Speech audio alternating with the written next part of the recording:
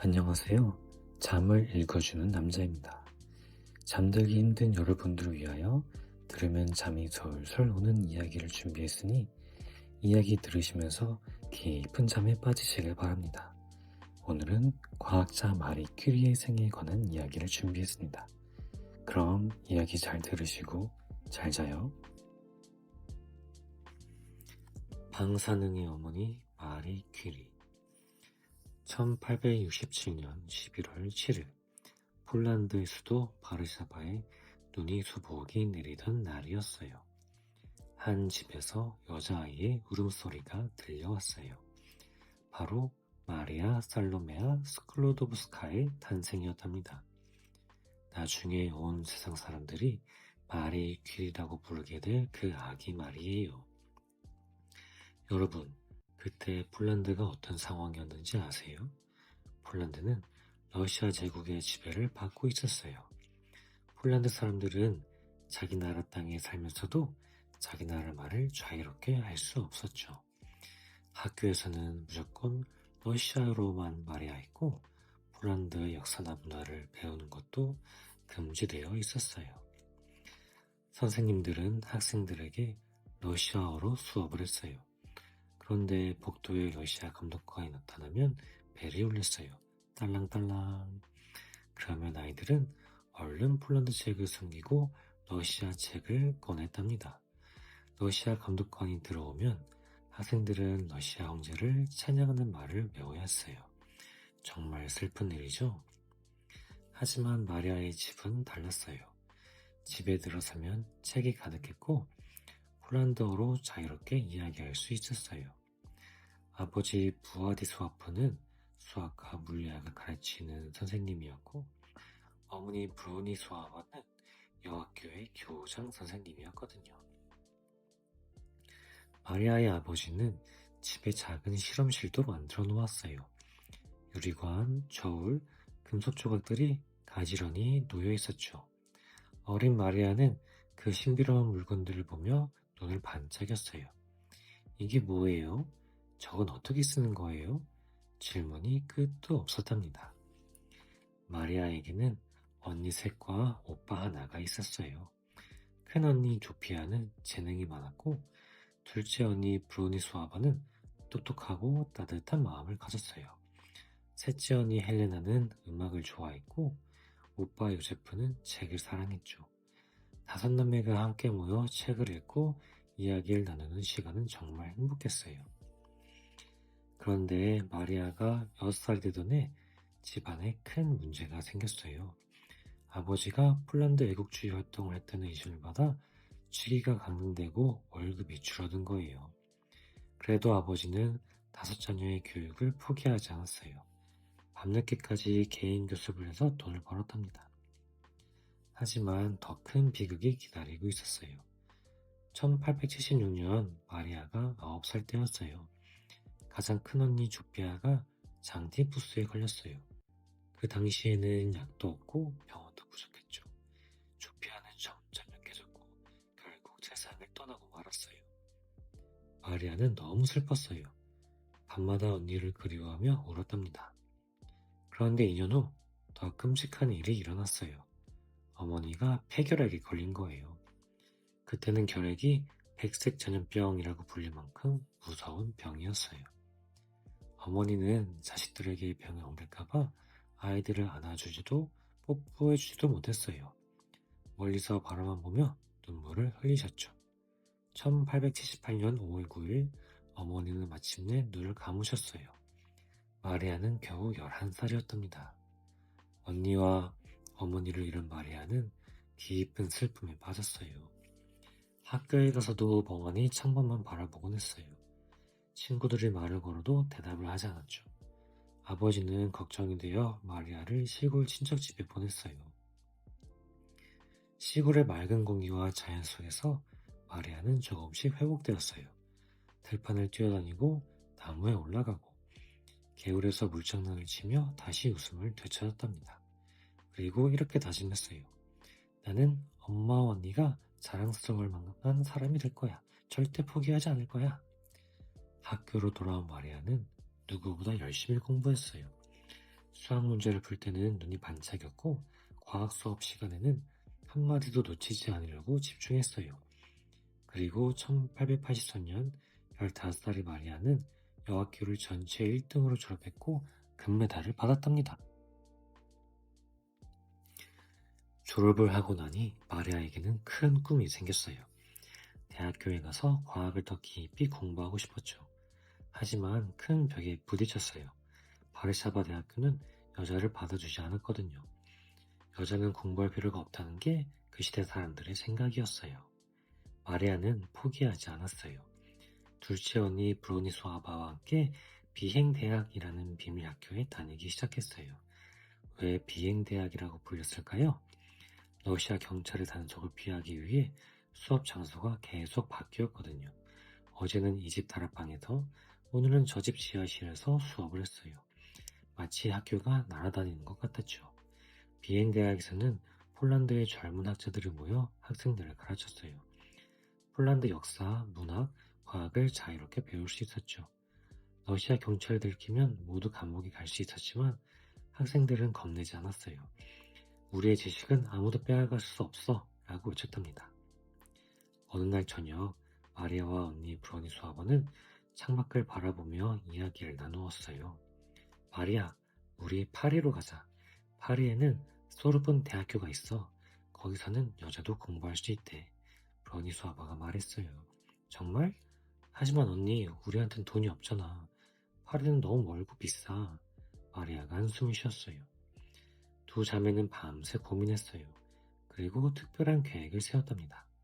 마리아가 먼저 가정교사로 일하며 돈을 벌어 언니의 파리 유학을 돕고, 언니가 의사가 되면 이번에는 마리아의 공부를 돕는 거예요. 자매의 약속이었죠. 1885년 16살의 마리아는 큰 가방을 들고 바르샤바 기차역에 섰어요. 아버지가 손을 꼭 잡으며 말했어요.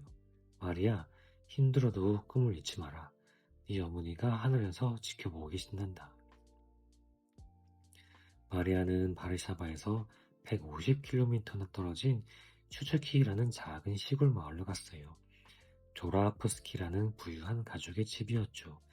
마리아는 그 집의 5자녀를 가르치는 가정교사가 되었어요. 낮에는 아이들에게 수학, 언어, 역사를 가르쳤어요. 마리아는 좋은 선생님이었어요.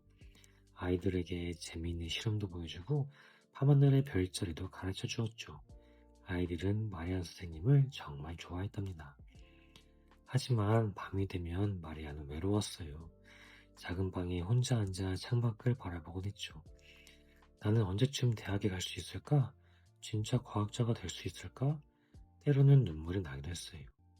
그래도 마리아는 포기하지 않았어요. 밤 늦게까지 램프를 켜고 수학책과 물리학책을 읽었어요. 파리에서 언니가 보내준 편지를 읽으며 희망을 키웠죠. 조금만 더 참자. 마리아는 마을 아이들에게 몰래 폴란드어를 가르쳐 주기로 했어요. 그 마을의 가난한 농부들은 학교에 갈 수 없었거든요. 마리아는 저녁마다 몰래 모여 아이들에게 읽고 쓰기를 가르쳤어요. 러시아 경찰에 들키면 큰일이었지만 마리아는 용감했답니다. 어느 날 마리아는 놀라운 기회를 얻었어요. 마을 근처에 설탕 공장이 있었는데 그곳의 화학자가 마리아에게 실험실을 구경시켜 준 거예요. 마리아는 처음으로 진짜 화학 실험을 해볼 수 있었어요. 플라스크, 비커, 알콜 램프, 실험 기구들을 만질 때마다 가슴이 두근거렸답니다. 이거야, 나는 과학자가 될 거야. 마리아는 확신했어요. 그렇게 1년, 2년, 3년 시간이 흘렀어요. 매달 마리아가 번 돈은 파리에 있는 언니에게 보내줬어요. 자기는 빵과 차로 끼니를 때우면서도 언니를 위해서는 아끼지 않았답니다. 6년이라는 긴 시간이 흘렀어요. 드디어 1891년 언니에게서 편지가 왔어요. 사랑하는 마리아, 나는 드디어 의사가 되었어. 이제 네 차례야. 파리로 오렴 네 꿈을 이룰 시간이야. 마리아는 편지를 읽고 또 읽었어요. 눈물이 주르륵 흘러내렸죠. 기쁨의 눈물이었어요. 드디어 꿈을 향해 갈 수 있게 된 거예요.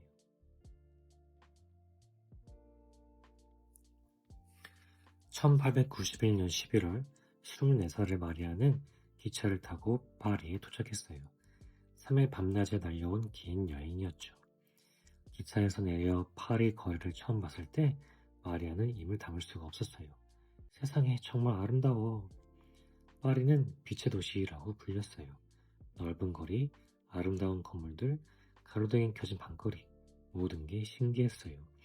그리고 무엇보다 중요한 건 여기 사는 여자도 자유롭게 공부할 수 있다는 거였어요. 마리아는 이제부터 자기 이름을 프랑스식으로 마리라고 부르기로 했어요. 그리고 드디어 꿈에 그리던 소르본 대학교에 등록했답니다. 소르본 대학교는 800년이 넘는 역사를 가진 유명한 학교였어요.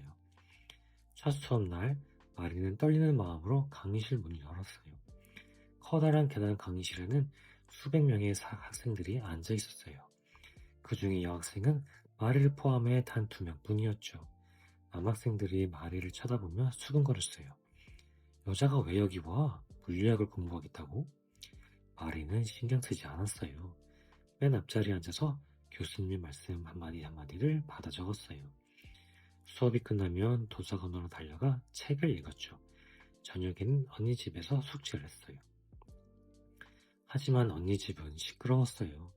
언니의 남편은 의사였는데 집에 환자들이 찾아오곤 했거든요. 마리는 조용히 공부할 곳이 필요했어요.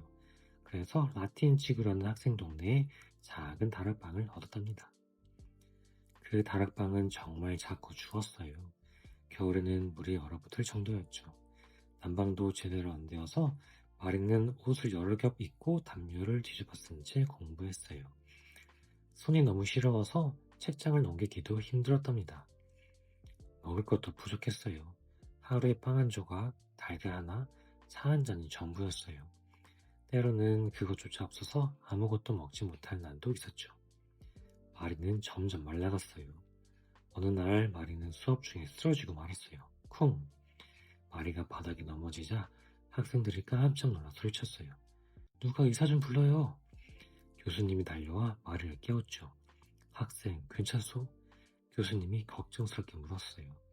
마리는 어지러운 눈으로 대답했어요. 죄송합니다, 교수님. 괜찮습니다. 친구들이 마리를 언니 집으로 데려갔어요. 언니는 깜짝 놀라 마리를 진찰했어요. 마리야, 너 제대로 먹은 게 언제야? 이렇게 말랐어요. 어떡해? 언니는 마리에게 따뜻한 스프와 빵을 먹였어요. 하지만 마리는 며칠 후 다시 다락방으로 돌아갔어요. 언니, 나는 여기서 조용히 공부하고 싶어. 걱정하지 마. 이제 잘 먹을게. 마리는 가난과 추위 속에서도 행복했어요. 왜일까요? 자유롭게 공부할 수 있었거든요. 마리는 도서관이 문을 열면 제일 먼저 들어가고 문을 닫을 때 제일 마지막에 나왔어요. 점심시간에도 도서관에 앉아 빵을 먹으며 책을 읽었죠. 실험실에서는 다른 학생들이 다 떠난 후에도 혼자 남아 실험을 계속했어요. 그렇게 열심히 공부한 결과 놀라운 일이 일어났어요. 1894년 여름 물리학 시험이 있었어요. 마리는 전체 학생 중에서 1등을 했답니다. 폴란드에서 온 가난한 여학생이 프랑스의 수많은 남학생들을 제치고 1등을 한 거예요. 교수님들도 깜짝 놀랐어요. 스크로도프스카 양, 정말 훌륭합니다. 당신의 열정과 실력이 대단하오. 마리는 수줍게 고개를 숙이며 감사 인사를 했어요. 마리는 거기서 멈추지 않았어요. 이듬해인 1894년에는 수학 시험을 받고 이번에는 2등을 했어요. 정말 대단하죠? 마리는 2개의 학위를 모두 최고 성적으로 받은 거예요. 졸업 후 마리는 리프만 교수님의 실험실에서 일하게 되었어요. 여러 종류의 강철이 자석에 어떻게 반응하는지 연구하는 거였죠. 재미있는 연구였지만 실험실이 너무 좁았어요. 더 넓은 공간이 필요했답니다. 그때 한 폴란드 친구가 마리에게 말했어요. 마리, 내가 아는 과학자가 있는데 실험실 넓대. 소개해줄까? 마리는 고개를 끄덕였어요. 그 만남이 마리의 인생을 완전히 바꾸게 될 줄은 그때는 몰랐답니다. 1894년 봄, 파리에는 꽃이 활짝 피어 있었어요. 마리는 폴란드 친구 코발스키의 집을 방문했어요. 거실에는 여러 과학자들이 모여 차를 마시며 과학에 대해 이야기하고 있었죠. 마리, 소개할 사람 있어. 피에르 퀴리야. 정말 훌륭한 물리학자지. 코발스키가 키 큰 남자를 가리켰어요. 피에르 퀴리는 35살이었어요. 조용하고 살아 깊어 보였죠. 그는 마리를 보고 부드럽게 미소 지었어요. 안녕하세요. 스클로덥스카양, 당신의 연구에 대해 들었어요. 자기성에 관한 거라고요? 두 사람은 금세 깊은 대화에 빠져들었어요. 과학에 대해, 실험에 대해, 꿈에 대해 이야기했죠. 시간 가는 줄 몰랐답니다. 다른 사람들은 다 떠나고 두 사람만 남아 이야기를 계속했어요. 피에르는 이미 유명한 과학자였어요. 형 자크와 함께 앞전기라는 것을 발견했거든요. 앞전기는 어떤 물질을 누르면 전기가 생기는 현상이에요. 지금도 라이터나 가스렌지를 켤 때 이 원리가 쓰인답니다. 또 피에르는 자석에 관한 퀴리의 법칙도 발견했어요. 하지만 피에르는 자랑하지 않았어요. 겸손하고 조용한 사람이었죠. 그는 돈이나 명예에는 관심이 없었어요. 오직 진리를 찾는 것만 중요하게 생각했답니다. 마리도 똑같았어요. 두 사람은 마치 거울을 보는 것처럼 비슷했어요. 둘 다 과학을 사랑했고 단순한 삶을 좋아했으며 진실을 가장 소중히 여겼죠. 그날 이후 피에르는 자주 마리를 찾아왔어요. 함께 센 강변을 걷거나 공원에서 과학 이야기를 나누었어요. 피에르는 마리에게 자기 실험실도 보여주었죠. 어느 날 저녁, 피에르는 편지 한 통을 마리에게 보냈어요. 사랑하는 마리, 우리가 함께 꿈을 향해 일생을 보낸다면 정말 아름다운 일이 될 것 같습니다. 두 사람이 함께하면 더 큰 일을 해낼 수 있을 거예요. 나와 결혼해 주시겠습니까? 마리는 편지를 읽고 깊은 고민에 빠졌어요. 피에르를 사랑했지만 폴란드로 돌아가고 싶기도 했거든요. 고향을 떠난 지 오래되어 가족들도 그리웠고 폴란드에서 과학을 가르치고 싶었어요. 마리는 여름방학에 폴란드로 돌아갔어요. 아버지와 남은 가족들을 만나 행복한 시간을 보냈죠. 하지만 문제가 있었어요. 폴란드 대학들은 여전히 여자 교수를 뽑지 않았어요. 마리가 아무리 뛰어나도 일자리를 구할 수 없었답니다. 그 사이 피에르는 마리에게 편지를 계속 보냈어요. 마리, 당신 없이는 살 수 없어요. 파리로 돌아오세요. 함께 과학의 꿈을 이루어요. 마리는 결심했어요. 좋아. 피에르와 함께 파리에서 과학자로 살겠어. 1895년 7월 26일 마리와 피에르는 결혼식을 올렸어요. 그 결혼식은 정말 특별했어요. 화려한 드레스도 큰 파티도 없었거든요. 마리는 검은색 모직 드레스를 입었어요. 나중에 실험실에서도 입을 수 있도록요. 마리는 웃으며 말했어요. 하객도 가족과 가까운 친구들 몇 명뿐이었죠. 신혼여행도 특이했어요. 두 사람은 자전거 2대를 사서 프랑스 시골을 여행했어요. 들판을 지나고 작은 마을을 구경하고 별이 가득한 밤하늘 아래에서 잠을 잤죠. 행복한 시간이었답니다. 파리로 돌아온 두 사람은 작은 아파트에서 함께 살기 시작했어요. 집은 간단했어요. 침대, 책상, 의자, 그리고 책. 거실에는 가구 대신 책들이 가득 쌓여 있었죠. 두 사람 모두 그게 마음에 들었답니다. 마리와 피에르는 완벽한 팀이었어요. 함께 실험실에 가서 연구하고 함께 저녁을 먹으며 과학을 토론했어요. 주말에는 자전거를 타고 교회로 나가 자연을 즐겼죠. 하지만 실험실과 과학을 분리한 적은 없었답니다. 1897년 9월 12일 마리와 피에르에게 큰 기쁨이 찾아왔어요. 첫째딸 이른이 태어난 거예요. 마리는 작은 아기를 안고 행복한 눈물을 흘렸어요. 내 딸 사랑해. 하지만 마리는 쉬지 않았어요. 아기를 돌보면서도 연구를 계속했답니다. 낮에는 아기에게 젖을 먹이고 재우고 아기가 자는 동안에는 책을 읽고 노트를 정리했어요. 피에르 아버지가 와서 아기를 돌봐주면 마리는 실험실로 달려갔죠.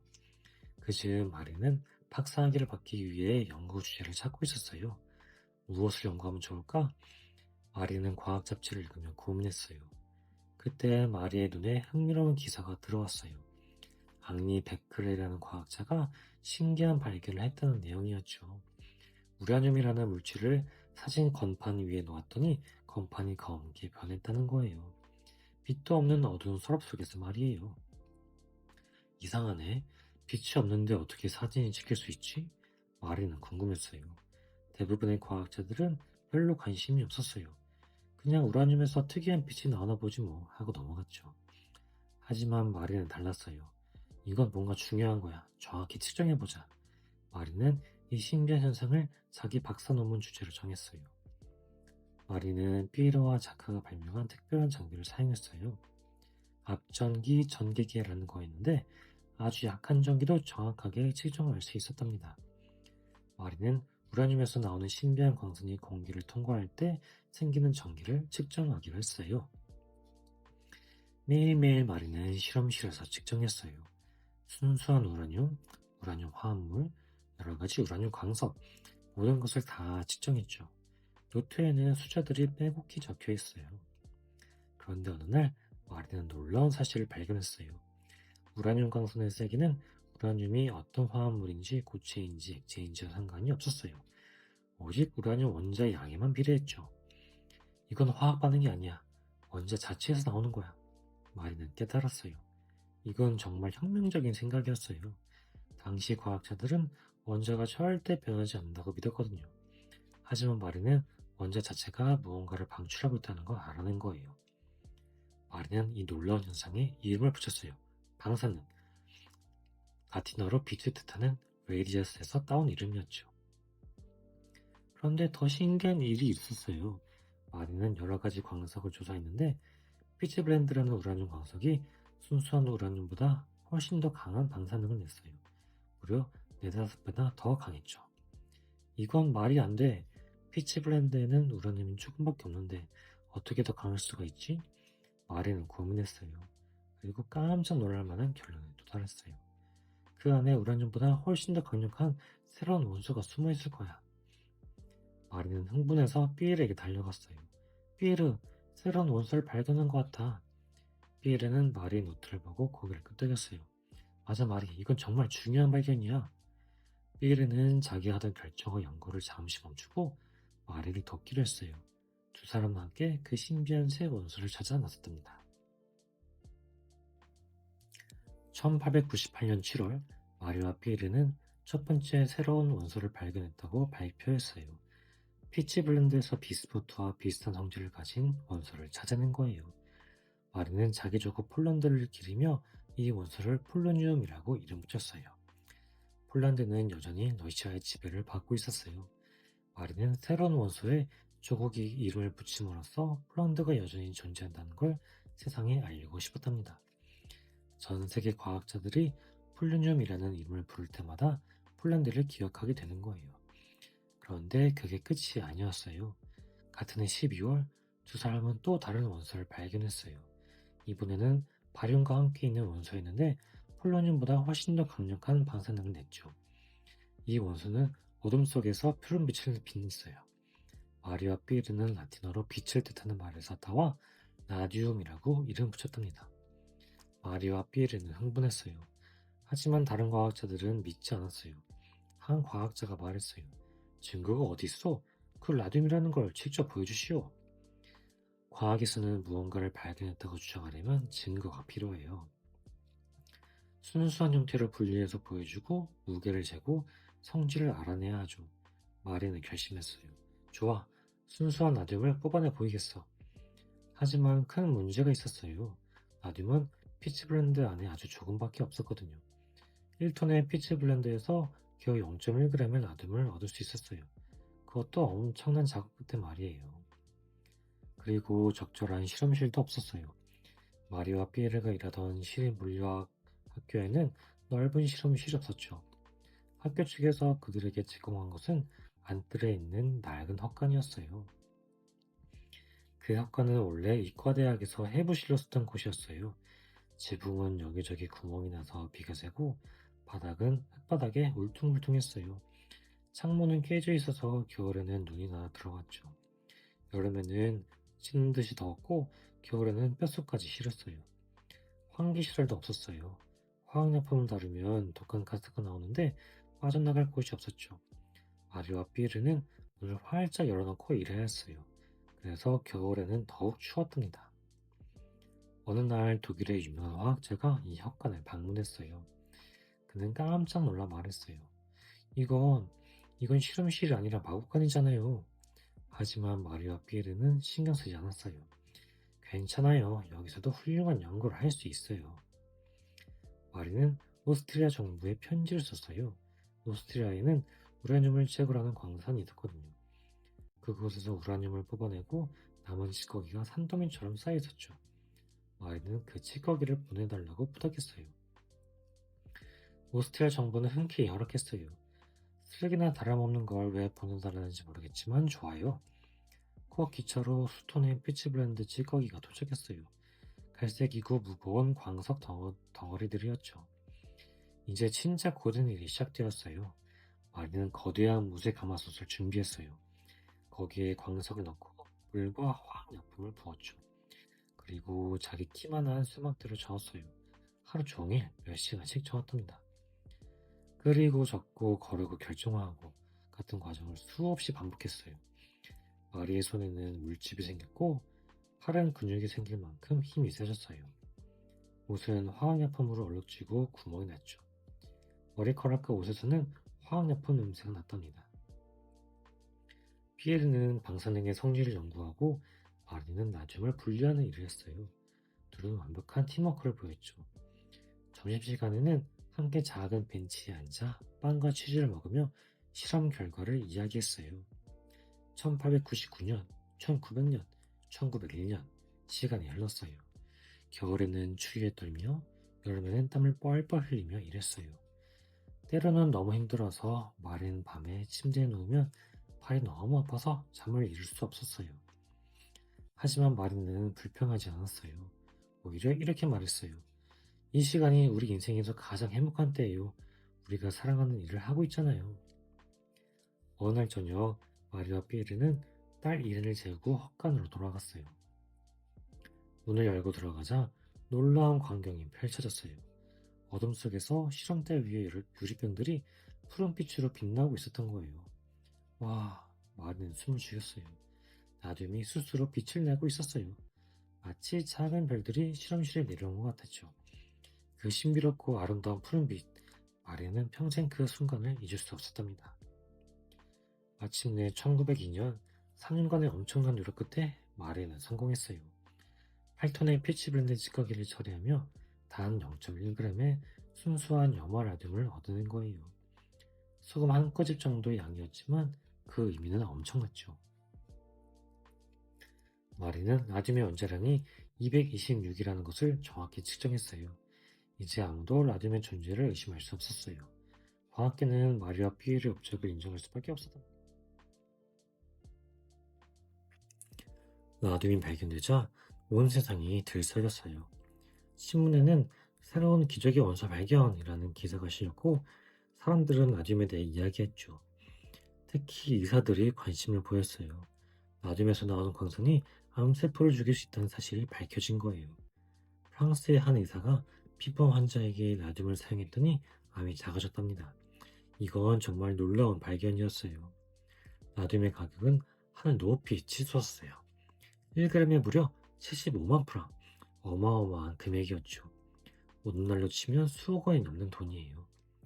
어느 날 한 사업가가 마리와 피에르를 찾아왔어요.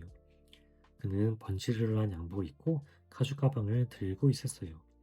퀴리 부부님 축하드립니다. 위대한 발견을 하셨군요. 제가 좋은 제안을 하나 드리고 싶습니다. 사업가가 웃으며 말했어요. 나듐을 만드는 방법을 특허로 등록하시면 어떻습니까? 그러면 누군가 나듐을 만들 때마다 두 분께 돈을 내야 합니다. 엄청난 부자가 되실 거예요.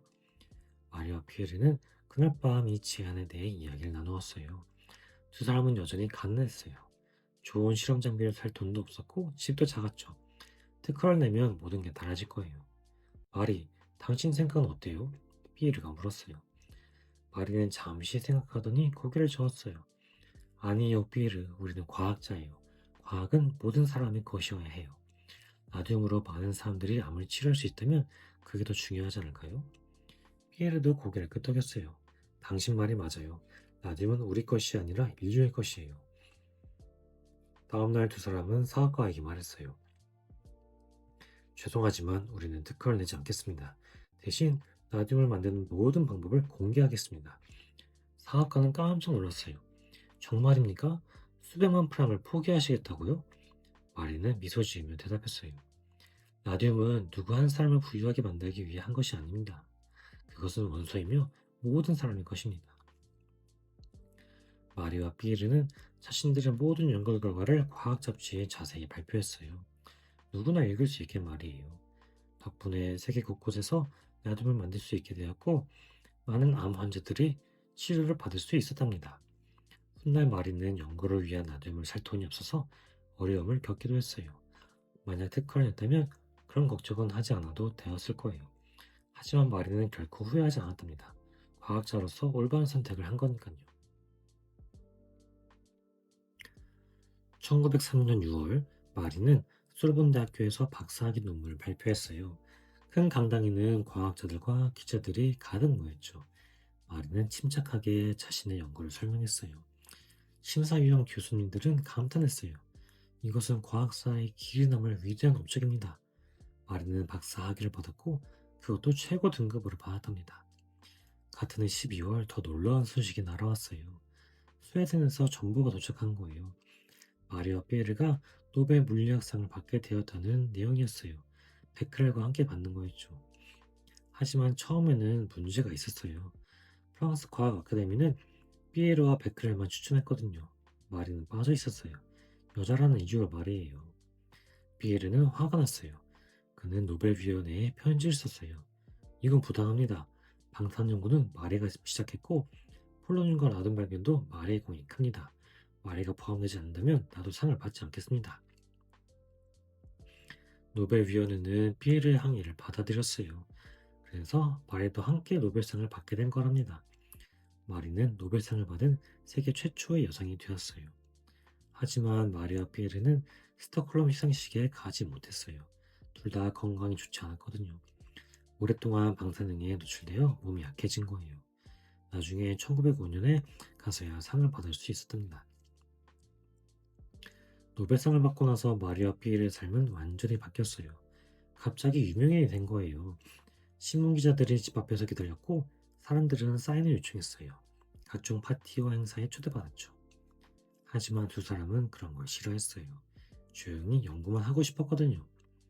마리는 편지 이렇게 썼어요. 우리는 유명해지고 싶지 않았어요. 그저 과학을 하고 싶을 뿐이에요. 1904년에는 둘째 딸 이브가 태어났어요. 마리는 두 딸을 키우며 연구도 계속했어요. 피에르는 소르본 대학교의 교수가 되었고 마리는 피에르의 시험실 주임이 되었죠. 행복한 시간이었어요. 그런데 1906년 4월 19일 마리의 인생에서 가장 끔찍한 날이 왔어요. 비가 억수같이 쏟아지는 날이었어요. 피에르는 회의에 참석하고 집으로 돌아오는 길이었죠. 빗길에 미끄러져 넘어진 피에르는 뒤에서 오던 무거운 마차를 피하지 못했어요. 마차바퀴에 치인 피에르는 그 자리에서 목숨을 잃었답니다. 46살이었어요. 그 소식을 들은 마리는 말을 잃었어요. 믿을 수가 없었죠. 아니야, 이건 꿈이야. 피에르가 곧 집에 올 거야. 하지만 그건 현실이었죠. 장례식 날 마리는 눈물 한 방울 흘리지 않았어요. 그저 멍하니 서 있을 뿐이었죠. 마음속으로는 산산조각 나 있었지만 겉으로는 아무 표정도 짓지 않았어요. 그날 밤부터 마리는 일기를 쓰기 시작했어요. 피에르, 당신 없이 어떻게 살아가나요? 모든 것이 무너졌어요. 하지만 아이들을 위해 그리고 우리가 함께 시작한 연구를 위해 계속 살아가겠어요. 소르본 대학교는 피에르가 맡았던 교수직을 마리에게 제안했어요. 마리는 받아들였어요. 1906년 11월 5일 마리는 소르본 대학교 역사상 최초의 여성 교수가 되었답니다. 첫 강의 날 강당은 사람들로 가득 찼어요. 모두 여자 교수를 보러 온 거였죠. 마리가 강단에 섰을 때 사람들은 박수를 쳤어요. 하지만 마리는 아무 말 없이 칠판 쪽으로 돌아서서 조용히 말했어요. 지난 시간에 마리는 피에르의 마지막 강의가 끝난 바로 그 문장에서 시작했어요. 마치 피에르가 아직 살아있는 것처럼 그저 강의를 이어받은 거예요. 강당은 숙연해졌답니다. 1911년 마리에게 또 하나의 영광이 찾아왔어요. 이번에는 노벨 화학상이었어요. 라듐과 폴로늄의 발견, 그리고 라듐의 성질 연구에 대한 공로를 인정받은 거죠. 마리는 서로 다른 분야에서 노벨상을 받은 최초의 사람이 되었어요.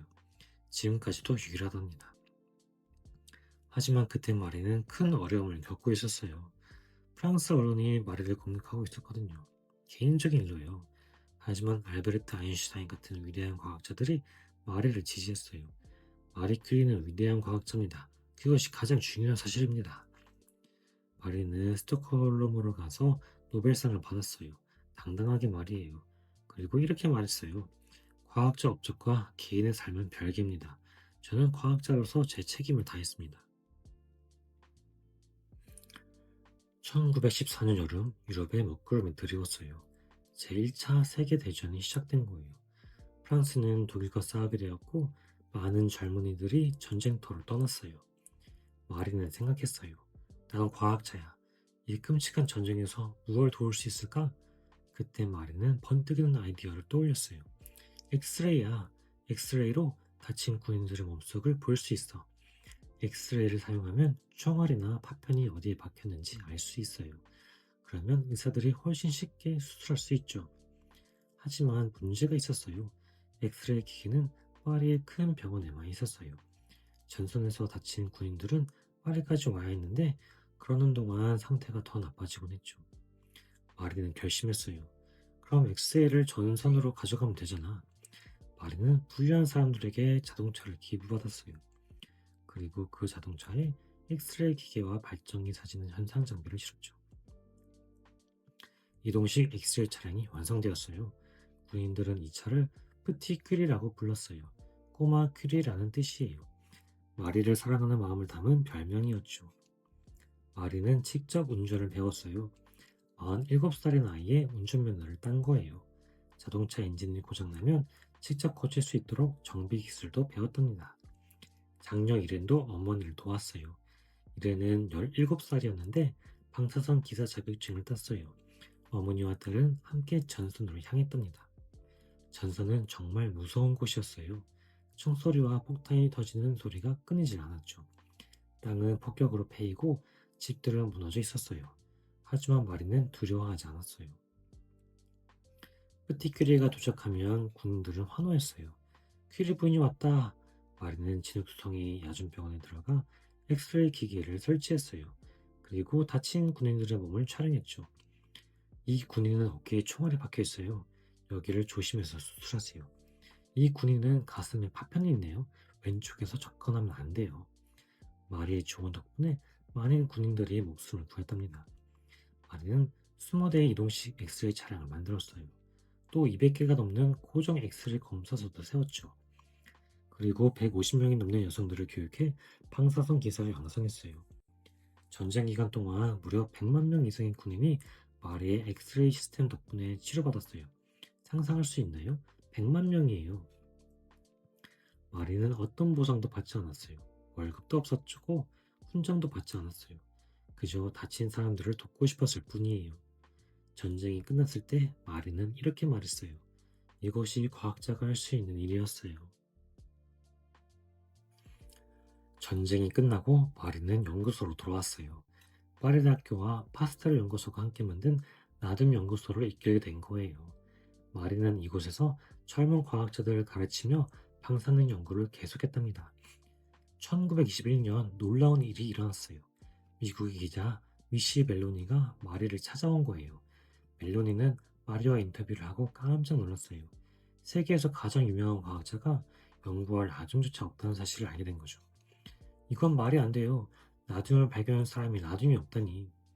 멜로니는 미국으로 돌아가 캠페인을 시작했어요. 미국 여성들이 힘을 모아 마리 큐리에게 라듐을 선물합시다. 미국 전역에서 돈이 모였어요. 여학생들이 용돈을 모아 보냈고 주부들이 동전을 모았어요. 마침내 10만 달러가 모였고 그 돈으로 1g의 라듐을 살 수 있었답니다. 마리는 두 딸과 함께 미국을 방문했어요. 뉴욕 항구에 도착했을 때 수많은 사람들이 마리를 환영했어요. 밴드가 음악을 연주하고 사람들이 환호했죠. 마리 큐리 만세! 마리는 미국 전역을 여행했어요. 대학교에서 강연도 하고 공장도 방문했어요. 가장 특별한 순간은 워싱턴 DC의 백악관이었어요. 하딩 대통령이 직접 1g의 나듐을 마리에게 선물했답니다. 마리는 연설에서 이렇게 말했어요. 과학은 그 자체로 아름답기 때문에 해야 하는 것입니다. 돈을 벌려고 하는 게 아니에요. 진리를 찾는 거죠. 그럴 때 비로소 인류에게 큰 도움이 됩니다. 1929년 마리는 다시 미국을 방문했어요. 이번에는 후보 대통령이 또 다른 1g의 나중을 선물했어요. 마리는 이 나중을 고향 바르샤바에 세워진 나중 연구소에 기증했답니다. 자기가 태어난 폴란드를 잊지 않은 거예요. 하지만 마리의 건강은 점점 나빠지고 있었어요. 평생 방사능과 함께 생활했기 때문이에요. 당시에는 방사능이 얼마나 위험한지 몰랐거든요. 마리는 나중을 맨손으로 만지고 주머니에 넣고 다녔어요. 엑스레이를 쓸 때도 아무 보호 장비를 입지 않았죠. 마리의 손가락은 방사선 화상으로 상처 투성이가 되었어요. 백내장도 생겨서 여러 번 수술을 받았죠. 점점 힘들어졌지만 마리는 시험실을 떠나지 않았어요. 1934년 5월 마리는 너무 아파서 병원에 입원했어요. 의사들은 재생불량성 빈혈을 겨우 진단했어요. 방사선 때문에 골수가 손상되어 피를 만들지 못하게 된 거예요. 마리는 산속의 조용한 요양원으로 옮겨졌어요. 창밖으로는 아름다운 알프스산이 보였어요. 일행과 이브가 곁을 지켰죠. 1934년 7월 4일 아침, 마리는 조용히 눈을 감았어요. 66세였답니다. 마리의 마지막 말은 이렇게 기록되어 있어요. 난 더 이상 아무것도 필요 없어. 마리는 피해를 옆에 묻혔어요. 관 속에는 나판이 깔려 있었어요. 마리의 시신에서 아직도 방사능이 나오고 있었거든요. 마리는 자신이 발견한 빛나는 물질과 함께 영원히 잠에 들었답니다. 하지만 마리의 이야기는 여기서 끝나지 않아요. 장녀 이렌 줄리오 퀴리는 어머니처럼 훌륭한 과학자가 되었어요. 남편 프레데리크와 함께 인공 방사능을 발견하여 1935년 노벨 화학상을 받았답니다. 퀴리 가문은 모두 합쳐 노벨상을 5개나 받은 세계 유일의 가족이 되었어요. 마리와 피에르가 물리학상 하나, 마리가 화학상 하나, 이렌과 프레데리크가 화학상 하나, 그리고 차녀 이브의 남편도 노벨 평화상을 받았거든요. 1995년 프랑스 정부는 특별한 결정을 했어요. 마리와 피에르의 유해를 프랑스의 가장 명예로운 묘지인 판테온으로 옮긴 거예요. 판테온에는 프랑스의 위대한 사람들이 잠들어 있어요. 작가 빅토르 위고, 철학자 볼테르, 그리고 이제 마리 퀴리. 마리는 자신의 업적만으로 판테온에 인장된 최초의 여성이 되었어요. 프랑스 대통령은 연설에서 이렇게 말했어요. 마리 퀴리는 여성이 세상을 바꿀 수 있다는 걸 보여준 선구자입니다. 오늘날 마리의 연구 노트는 여전히 방사능을 내뿜고 있어요. 그래서 납상자에 보관되어 있답니다. 마리가 얼마나 위험한 일을 했는지 알 수 있죠. 하지만 그 희생 덕분에 우리는 방사능을 이해하게 되었고 많은 생명을 구할 수 있게 되었어요.